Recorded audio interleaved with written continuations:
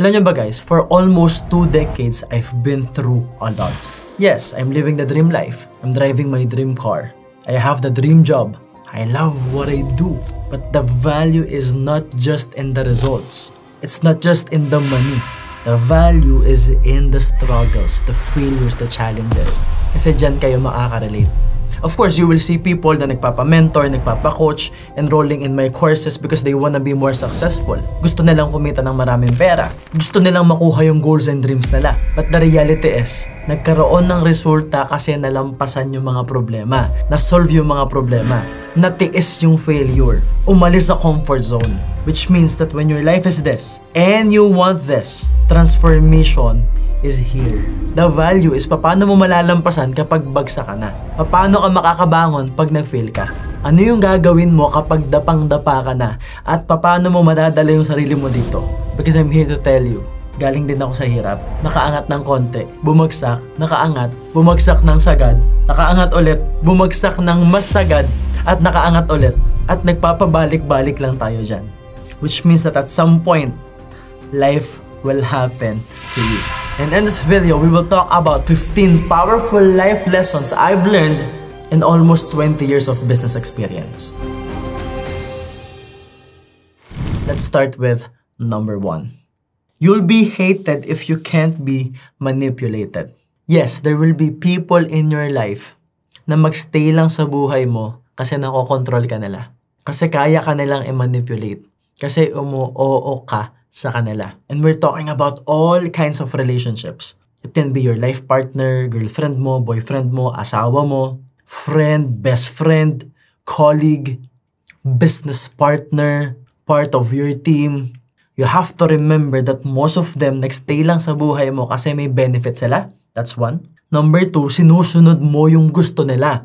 Tinotolerate mo yung ugali nila. And the worst is, tinotolerate mo yung mali nila. That is why my approach to life now is no anymore. I'm in the stage of my life that I don't have any more I won't tolerate disrespect. And more importantly, I don't care anymore. Because the idea is, most of the time, we are afraid to lose people, right? Because a lot of us has ego. Na parang when we lose people, hindi tayo magaling, wala tayong sense of belongingness. Maybe you will think, maybe you feel that you are not a good coach or mentor pag nawalan ka ng tao. But the problem with that is, what if you are leading the wrong people?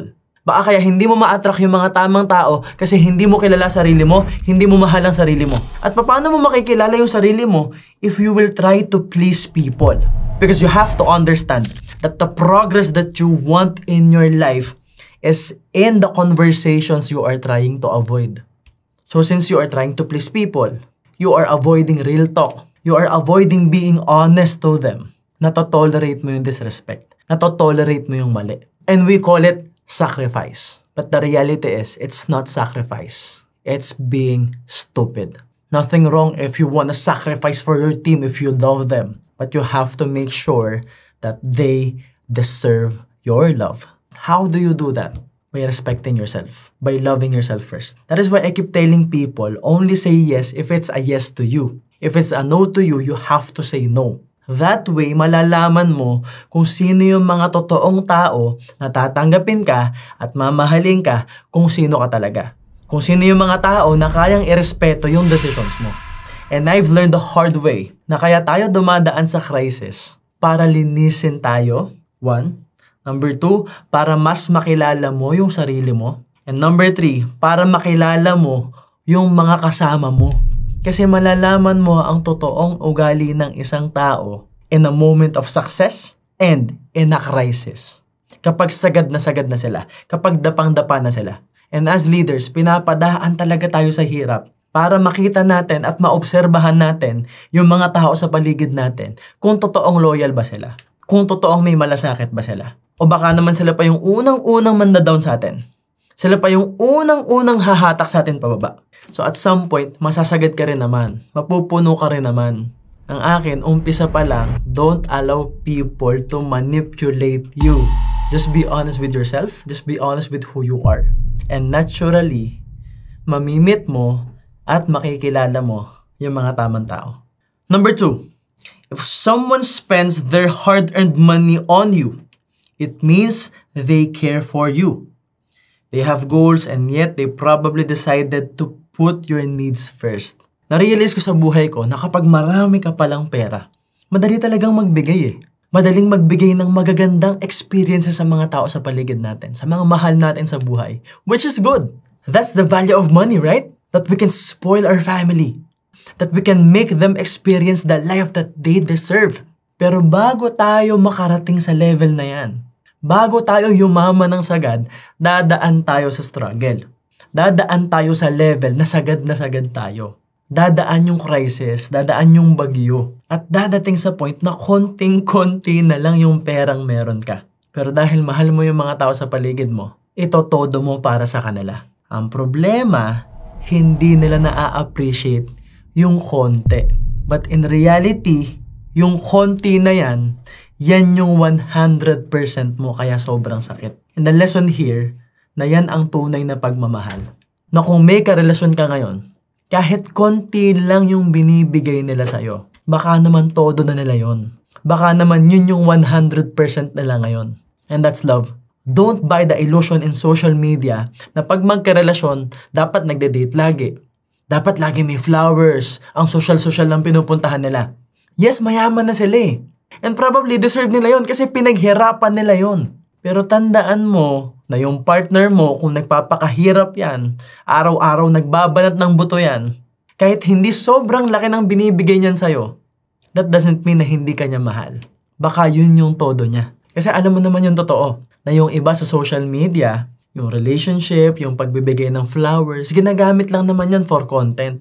May mga lalaki na ginagamit nila yung girlfriends nila for marketing. Meron ding babae na ganun, ginagamit yung boyfriend nila para mas sumikat, for marketing, for monetization, for views. How about those people na wala sa social media, pero 100% ng sweldo nila para sa bills, para sa maliliit na bagay, para sa pasalubong nila sa pamilya nila? At sa mga kabataang nanonood, if your parents are spending their hard-earned money on you, they care for you. There's a story in the Bible na may mga mayayaman, di ba?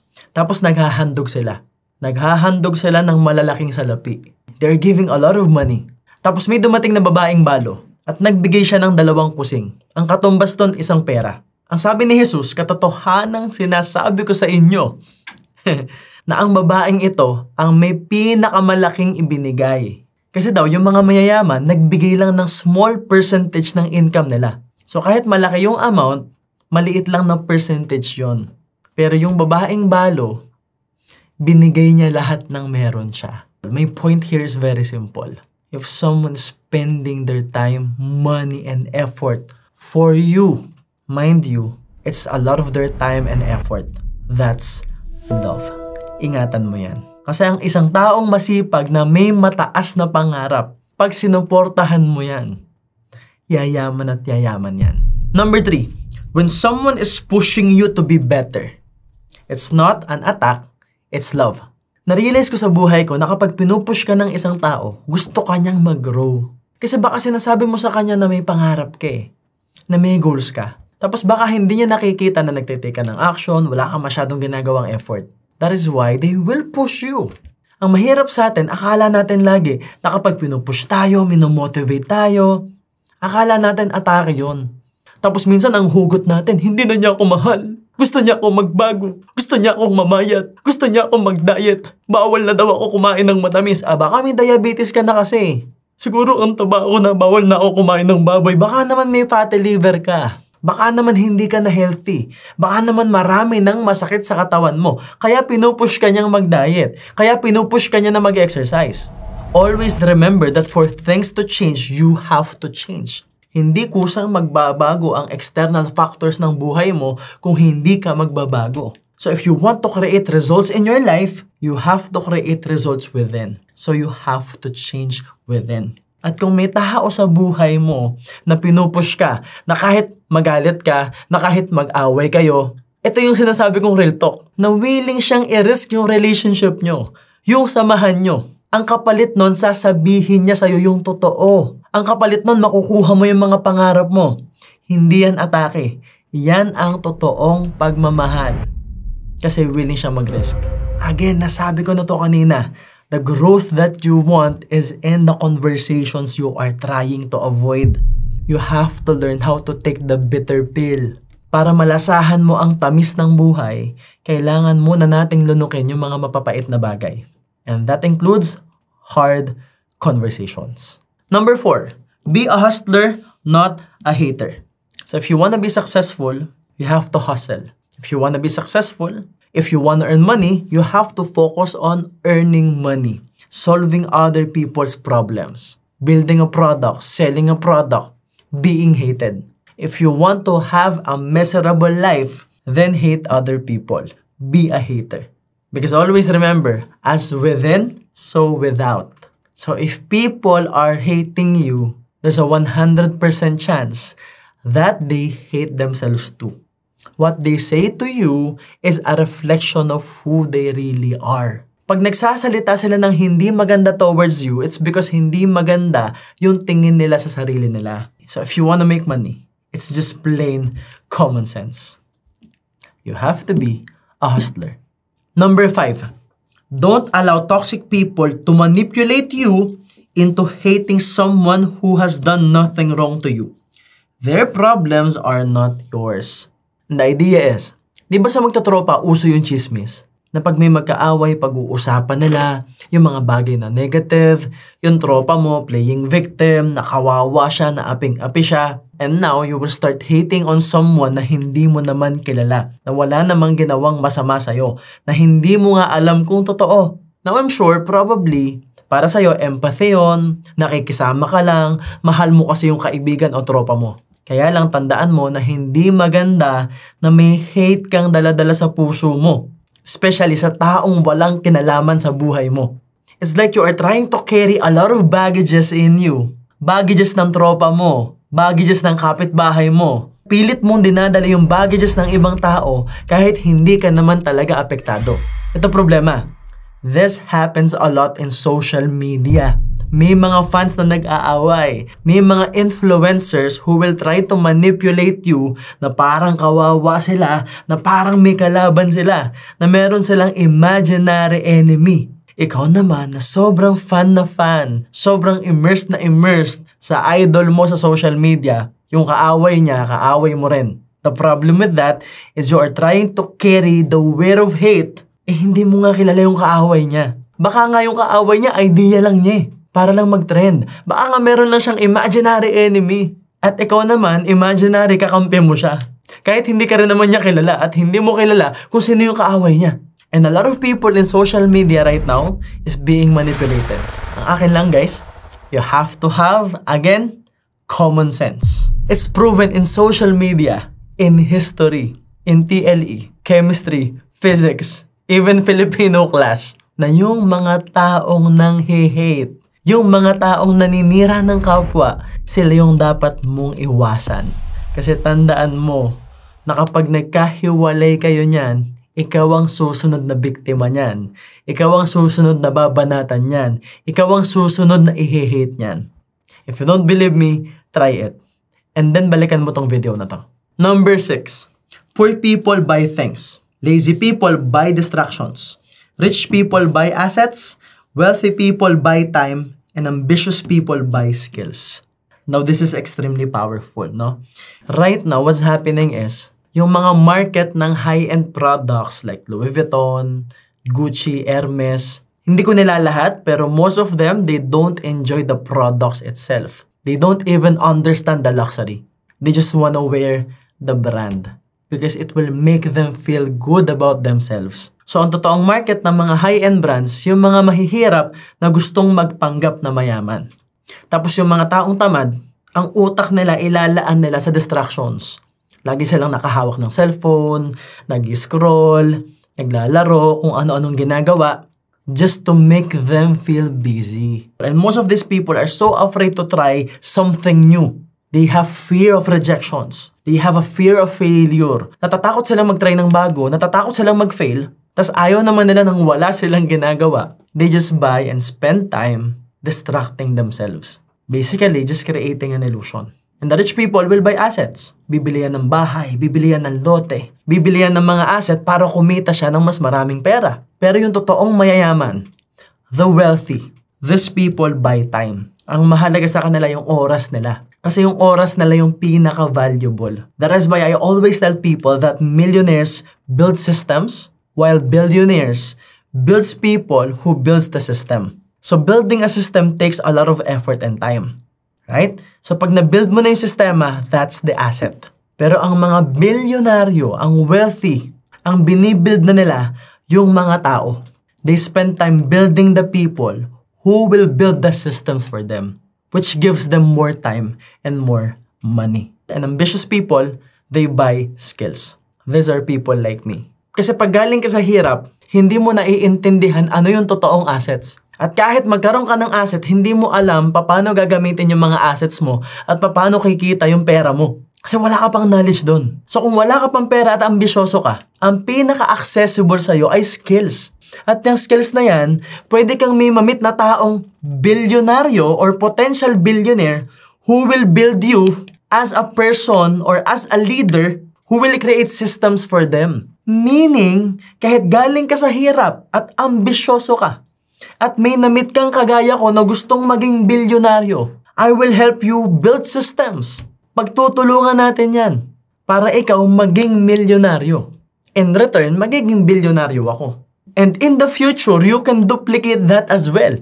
Kasi natutunan mo sa akin paano ko siya ginawa. Now, I have friends who are billionaires. You may seem to think na parang unfair ata yun, Sir MJ. Tandaan mo na hindi lahat nakakarating sa millionaire level. Number 2, earning million is one thing and sustaining it is another thing. And number 3, hindi ba tayo nagtataka na merong mga bilyonaryo at may mga tao sa paligid nila na multi-millionaire pero hindi sila iniiwan? Lalong lumalaki yung organization nila. Lalo silang minamahal ng mga tao. Kasi guys, 100% ng mga kakilala kong bilyonaryo, they are so humble. Sobrang simple nila. Sobrang simple magsalita. Kasi natutunan ko sa kanila na dapat yung mga komplikadong bagay kaya mong gawing simple para madaling ma-duplicate. Pag madaling na-duplicate at madaling na-communicate, mas bibilis yung communication. Mas magiging streamline yung flow ng organization. Pag maganda yung flow ng communication, madaling na ipapaintindi yung mga bagay-bagay, mabilis ang duplication. Mabilis ang resulta. Tapos marami rin silang hilig. Magastos din talaga sila. Pero Sir MJ, bakit hindi sila nagkikreate ng content? They don't have to do branding anymore. They pay people to do that for them. They can afford being invisible. They can afford being anonymous. And most of them, they just want peace. Especially here in the Philippines. Kumbaga, naiintindihan lang nila gaano ka-toxic ang Pilipinas. And they're just trying to protect their own energy. But I'm here to tell you na meron silang mga tao na talagang walang-wala. And the main reason why hindi sila iniiwan kahit ubod na sila ng yaman, kasi alam ng mga tao nila na hindi sila makakarating sa level ng millions and multi-millions kung hindi dahil sa boss nila.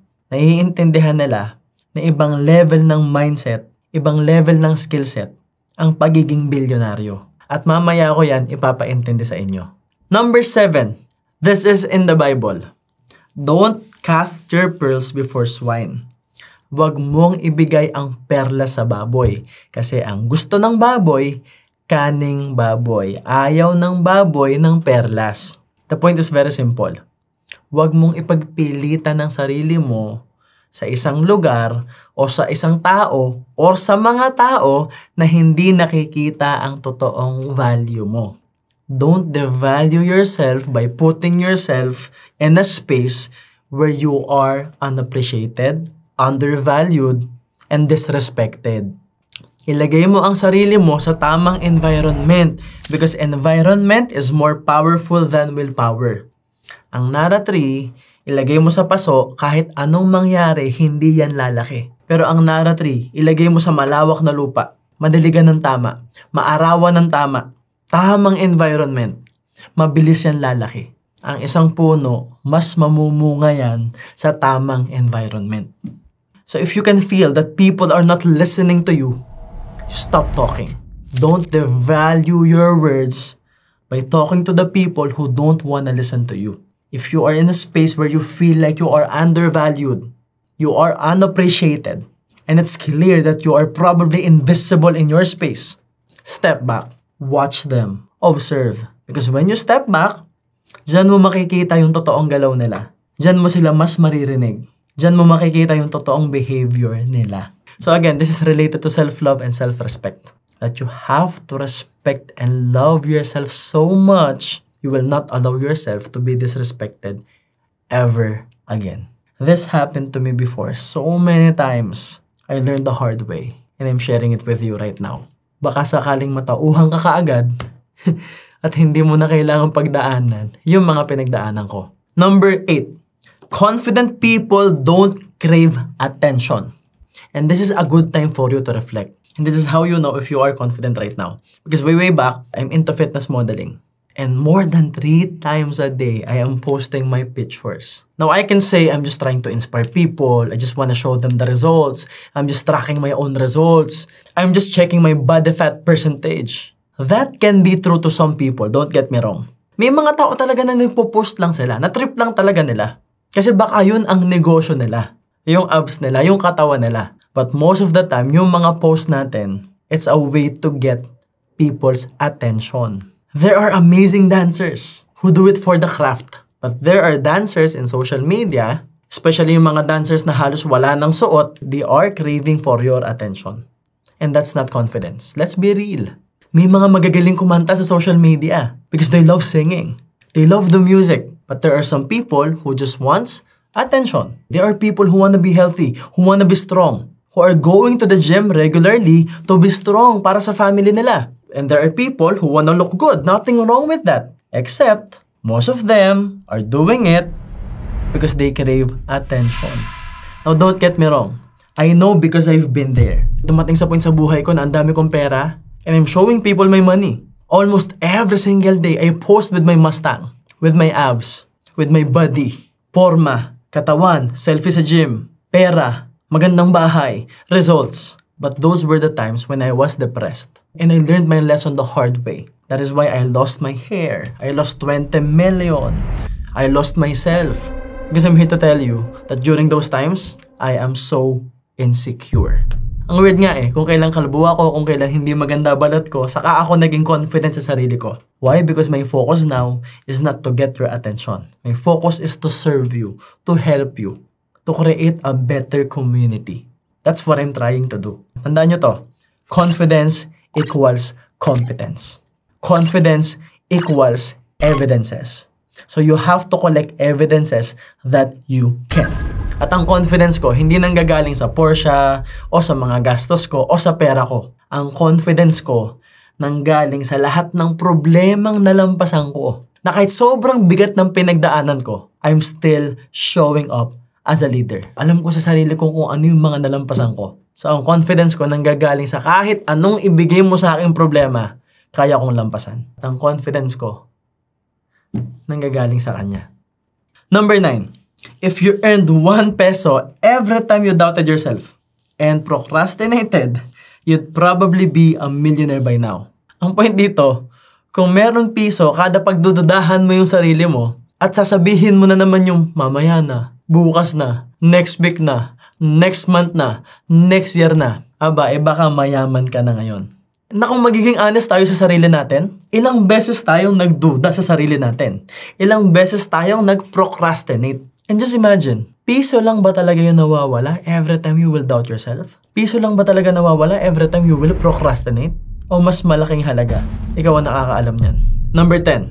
You must be willing to look stupid while you figure it out. Because once you do, everyone else looks stupid for doubting you. Kasi during the pandemic, I started my content. So my family doesn't understand. So pag tulog na sila sa madaling araw, maghahanap ako ng plain background. Itatabi ko yung piano. Tapos isa-set up ko yung Lumix ko, yung luma akong camera. Tapos ang gamit kong ilaw, yung emergency light. Tapos salita ako ng salita, ang ingay-ingay ko sa bahay.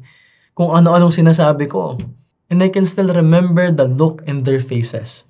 Tapos, hindi ako umuuwi kasi most of the time, nag-i-edit ako sa office. Tapos, every time may talk, may speaking engagement, magsaset up ako ng camera, magsaset up ako ng ilaw. Tapos, i-edit ko yon frame by frame, kasi gumagalaw ako Malikot ako sa stage. Tapos, yung dumadating sa point, yung suot ko ng Friday, pagpunta ng mga tao ko sa office ng Monday, yun pa rin ang suot ko kasi nag-i-edit pa rin ako. So during those times, I look stupid. Alam ko, may mga taong, grabe si Sir MJ, ang sipag. Pero ramdam ko rin, may mga taong nagtataka. Ba't ganyan si Sir MJ? Meet may nagsasalita, meet may nagvi-video. Gawa ng content. Up until dumating sa point na meron na kaming 1 billion views. Dumating na sa point na kung saan-saan na ako naiimbitahan na sobrang daming taong nagpapasalamat. Pero bago dumating sa level na sobrang successful ka na, initially, you have to be willing to look stupid. Number 11. Every successful person you admire survived a storm you didn't see. Alam niyo ba guys, I've been sharing with you a lot of my challenges in the past just to make you understand that the people that you admire in social media, may mga nalampasan niyang pagsubok. That's the reality. A lot of people are giving up not because dumadaan sila sa problema. Not because sobrang bigat ng pinagdadaanan nila, but because sobrang bigat ng iniisip nila. Sobrang bigat ng pinagdadaanan ng overthinking nila. Na hindi pa sila nakakarating doon, drained na yung energy nila. So if you're thinking about the worst, nagtayo ng negosyo, hindi sinuportahan, nalugi, nagtayo ulit, tas nalugi, tas nagtayo ulit, tas nalugi, naranasan namin yan. Yung lubog ka sa utang, tas yung utang, pambayad ng utang, tas mangungutang ka, pambayad ng bills, tas mangungutang ka, pambayad ng sweldo, tas mangungutang ka ulit just to solve other problems. Naranasan namin yan. Guys, you have to understand that the people you admire, we admire them not because of the success. Because you must understand that for a person to reach that level of success, grabe yung level ng failures. Grabe yung pagdadaanan. Grabe yung bigat ng challenges na kailangan nilang harapin. Kaya nga mapapansin nyo, kung sino pa yung mga mayayaman, sila yung mas appreciative sa kapwa mayaman. Because when you know, you know. Hindi nyo ba napapansin na kung sino pang mayayaman, siyang marunong makinig? Sila yung laging nagbabasa ng libro? Sila yung laging nakikinig ng podcast? Sila yung bumibili ng mga courses? Tandaan nyo ha, yung mga may pera, mas maraming alam yan. Kaya nga sila nagkapere, kasi magaling sila, competent sila, may skill sila. Pero hindi ba kayo nagtataka kung sino pang mayaman siyang mahilig mag-enroll ng courses? Kasi naiintindihan nila na ang success nakadepende sa failures na kaya mong i-endure. Sa failures na kaya mong harapin. Sa failures na kaya mong tiisin. Ang success nakadepende sa mga problemang kaya mong solusyonan. Sa mga challenges na kaya mong lampasan. Ang success hindi nakadepende kung ano ang business model mo. Hindi nakadepende kung ano ang produkto mo. Nakadepende sa pagkatao mo. Your success is directly proportional to the failures you can endure. Number 12. And it's in Success Blueprint and Self-Mastery. And my students know this already, no? The best love story is when you fall in love with yourself. Alam nyo, base sa experience ko, no? A lot of us will go through a failed relationship just to show us who we really are, so we can love ourselves. A lot of us will build a business and it will fail for us to understand what we really want. A lot of us will struggle really hard. Babagsak ka talaga, dadapa ka talaga ng sagad para makabangon ka, para matutunan mong iangat yung sarili mo. Kasi pag nagawa mo yon, dyan magsisimulang ma-appreciate mo yung sarili mo. Even sa mga movies, ano yung mga best love stories? Hindi naman siya yung na-inlove ka doon sa mayaman. Or na-inlove ka dun sa superhero. Di ba yung magagandang love stories? Even yung mayaman, dumadaan sa struggle. Yung bida dumadaan sa sagad na hirap. Tapos yung babae lalong mai-inlove sa kanya. Tapos doon nila malalaman yung totoong pagmamahalan. Di ba even yung mga superheroes bumabagsak, dumadapa? Tapos pagdapa na sila, doon nila nalalaman kung sino yung totoong nagmamahal sa kanila. Ganon din tayo. Nadadapa tayo para ma-discover natin yung sarili natin at para mas mahalin natin yung sarili natin. Kasi pag natutunan mong mahalin kung sino ka at yung totoong ikaw, pagdating mo sa moment of success, mararamdaman mo yung feeling. Mararamdaman mo yung totoong level ng abundance and gratitude. Kasi alam mo yung feeling dito. Kasi minahal mo yung taong nandito. Minahal mo yung ikaw ng sagad ka na. At tandaan mo na kapag mahal mo na yung sarili mo, makikilala mo yung mga taong totoong magmamahal din sa'yo. That is why the best lesson so far is this. That literally, the best love story is when you fall in love with yourself. Kaya sabihin mo sa sarili mo, Love yourself. Number 13. The gift of the hard times is that you gain proof of who you are and the power to tell that story. The greatest power is not just in the money. It's in the experiences that you had. Kaya nga daling hanapin kung sino yung mga taong fake eh. Because these fake people will only talk about money and how to make money and closing deals and a lot of shit, you know? Just to sell you a product. Just to sell you a service. But the question is, na-experience ba talaga nila yung tinuturo nila? Pinagdaanan ba talaga nila yung sinasabi nila? Kasi kung titingnan nyo yung mga totoong mayayaman, yung mga magagaling na speakers, especially yung mga international speakers, ano yung common? Laging may kwento ng sobrang bigat na pinagdaanan nila. Because the real value is in the failure. Ang learning nasa bigat ng pinagdaanan mo sa buhay. Your identity is not just attached to the money that you have right now. Okay? Your identity is beyond that. Your identity is in the challenges na nalampasan mo. It's in the struggles na nalampasan mo. How you are showing up kapag sagad ka na. Anong ugaling meron ka kapag sagad ka na? Anong ugaling meron ka kapag dapang-dapa ka na? Can you stay kind pag dapang-dapa ka na? Can you still be grateful pag dapang-dapa ka na? Can you still give pag dapang-dapa ka na? Kasi pag sagad ka na, again, dyan mo makikilala yung sarili mo. So, ang power ng hard times, makikilala mo kung sino ka talaga and you have proof. Kaya nga lagi kong sinasabi sa mga mini-mentor ko na kapag sobrang bigat ng pinagdadaanan nila, maganda yun. Kasi pag successful na sila, gumaganda yung kwento nila. Kaya nga pag sagad na sila, lagi kong sinasabi, okay lang yan. Pampaganda yan ang kwento. So number 14, you won't get what you don't appreciate. Kung hindi mo na-appreciate at hindi mo gustong-gusto ang isang bagay, hindi mo siya makukuha. At makuha mo man siya, hindi siya magtatagal sa'yo. Example, success. If you don't appreciate success ng buo, mawawala sa'yo si success. For example, relationship. Nakuha mo siya. Nakuha mo yung pangarap mong babae. Nakuha mo yung pangarap mong lalaki. Pero hindi mo siya na-appreciate. Especially, hindi mo siya na-appreciate ng buo as a whole. Mawawala yan sa'yo.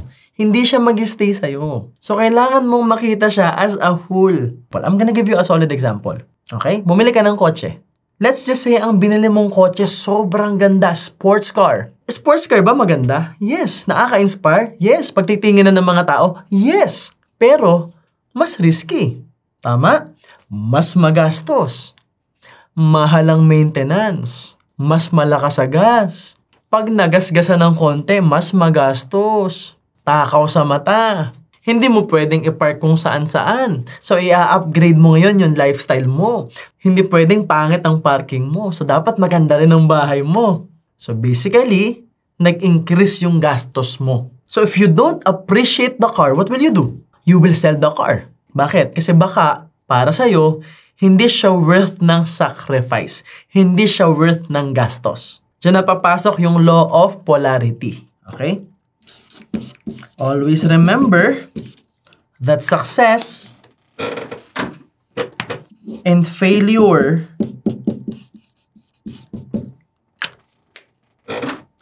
is one. Ang success at failure ay iisa. Magkasama yan. So if you want to be successful, you have to appreciate the whole process, including the failures. If you want a successful business,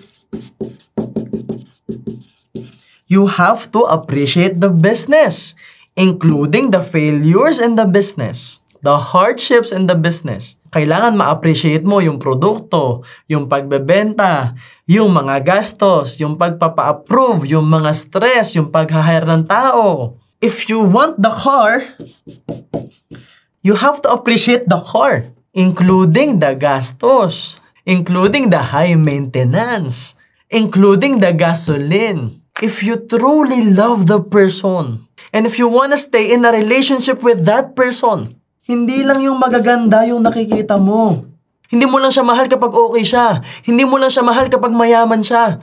Mahal mo rin yung mga bagay na hindi okay sa kanya. Mahal mo rin yung failures niya. Hindi mo lang siya mahal kapag masipag siya. Hindi mo lang siya mahal kapag puro achievements yung dala-dala niya. Mahal mo rin siya kapag dumadaan siya sa proseso. Mahal mo rin siya kapag nasa crisis siya. So when I say you won't get what you don't appreciate, I'm talking about this. The polarity. When I say appreciate, you don't just appreciate the success. You appreciate the failures underneath the success. I am in a level where I appreciate my failures more than my success. Kasi the main reason why I am transforming the lives of people. Maraming lumalapit sa akin, maraming nagpapatulong, maraming natutulungan. Hindi dahil mayaman ako. Hindi dahil sa success na meron ako. Kundi dahil sa mga failure na pinagdaanan ko. Kasi sa mga failures ko, nakaka-relate sila. At kapag nag-fail sila, I know exactly how they feel because I've been there. At alam ko kung paano sila makakaalis doon. Kaya ngayon ko na-realize bakit sobrang dami kong pinagdaanan para ma-build yung MJ Lopez na nakikita nyo ngayon. So if you want something, appreciate it. Not just the ups, but the downs as well. And last, number 15.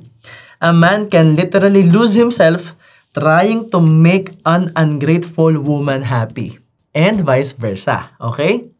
A woman can also lose herself trying to make an ungrateful man happy. Okay? Vice versa yan, guys.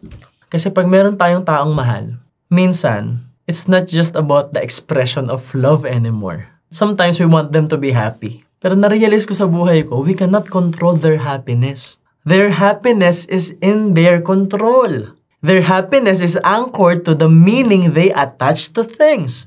At sila ang may control noon. Sila ang nagbibigay ng meaning sa mga bagay-bagay.